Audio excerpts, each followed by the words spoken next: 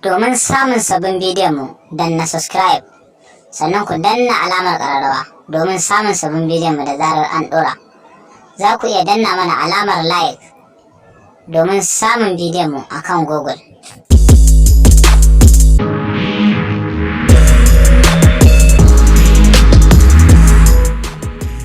Assalamu alaikum wa rahmatullahi ta'ala wa barakatuhu. Mai sauraro barkanka da wannan lokaci. Kana sauraron bayani daga kafar ilimin noma da kiwo, kafa wadda take kawo bayanai akan harkokin noma da kiwo cikin dabarun zamani.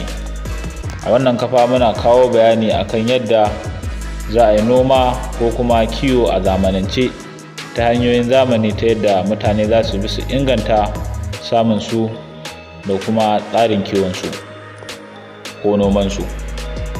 A baya mun fara yin bayanai akan yadda ake kiwon kajin gida a zamanance. Mun tsaya a kashi na 14, yanzu za mu dora a kashi na 15. A kashi na 14 mun yi bayani akan yadda za a yi kiwon ko za a yi gwajin abin da muke ce masa kandilin mesar, gwajin kwai. A cikin wannan gwajin kwai mun kawo matakai tun daga gwaji na farko, na biyu zuwa na uku, wanda muka bayyana cewa a gwaji na farko za a gwada kwai domin a tabbatar da cewa kaza da zakara ta yi shi. A gwaji na biyu bayan kwana 7 za a yi a ƙara tabbatarwa kaza wannan kwan da take kai yana kyankyasuwa ko ba kyankyasuwa.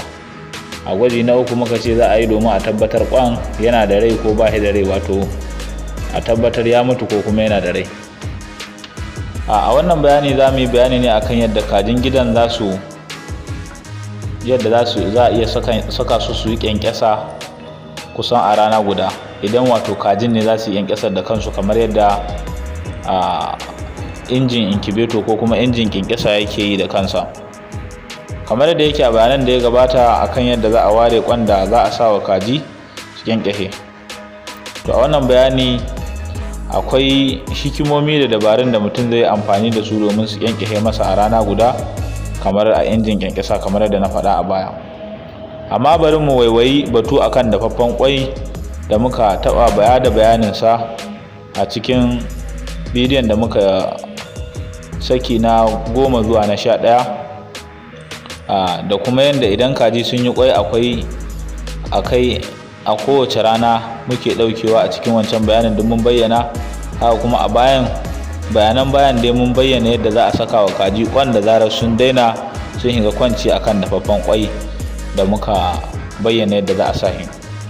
A nan za a iya barin kajin akan dafaffen kwai suna kwanci na bogi har na tsawon kwana 5 zuwa 7, ta yadda kowace kaza za ta fara kwanci akan wannan dafaffen kwai, domin yawanci za a iya samun guda ɗaya ta fara saura kuma ba su fara ba.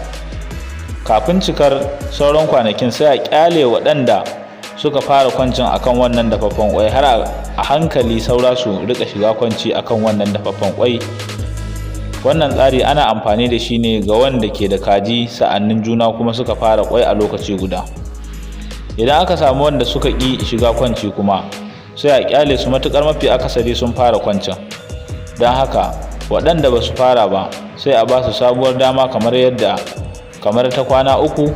Idan kuma gaba ɗaya sun ƙi, sai kawai a ɗebe kwan a cinye ko a sayar da su kuma kajin a canza su, domin suna da matsala wanda ba za a iya lamunta ba wajen kiwon kaji a bisa wannan tsari.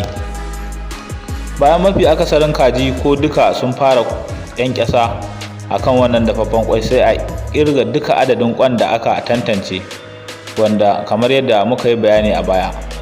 Daga nan sai a raba kwan zuwa adadin kajin. Misali, idan an sami kwai 70 da kaji 5, bayan an tantance kuma sai aka sami masu kyau 65, masu matsala kuma guda 5. A nan sai a raba kwai 65 zuwa gida 5, kowace kaza za ta samu kwai 13 kenan.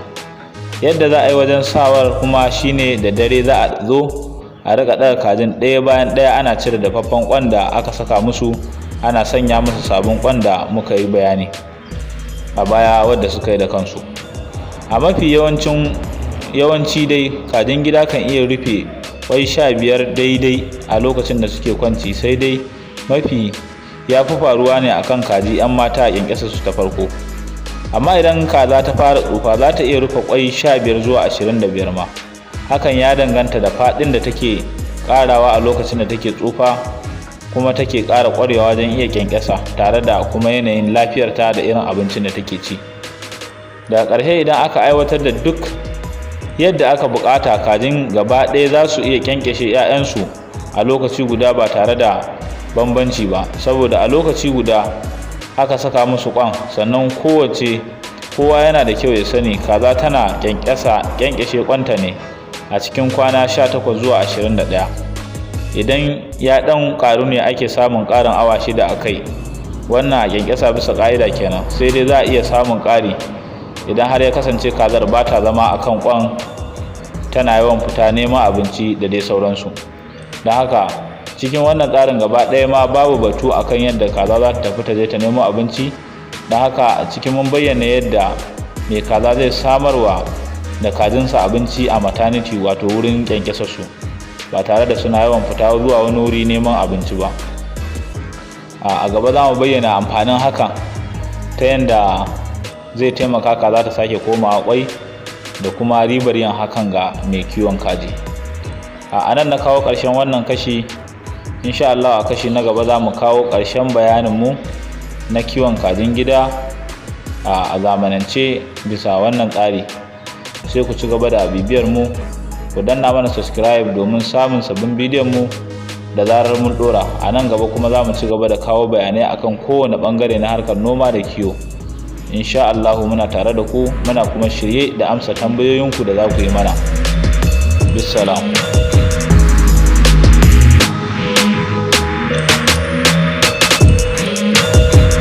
Domin samun sabbin bidiyon mu, danna subscribe, sannan ku danna alamar ƙararrawa domin samun sabbin bidiyon mu da zarar an ɗora. Za ku iya danna mana alamar like domin samun bidiyon mu akan Google.